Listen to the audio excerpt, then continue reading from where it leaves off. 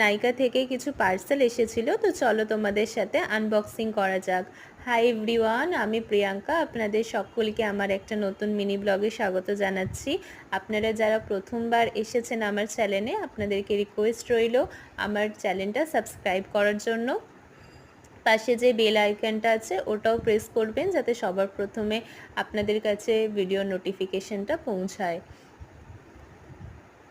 নাইকা থেকে আমি একটা ফ্রি গিফটও পেয়েছিলাম, তো কি পেয়েছিলাম সেটাও আপনাদের সাথে শেয়ার করব, ভিডিও লাস্ট পর্যন্ত থাকবেন।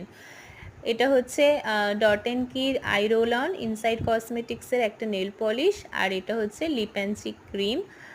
আগে ছিল কটন।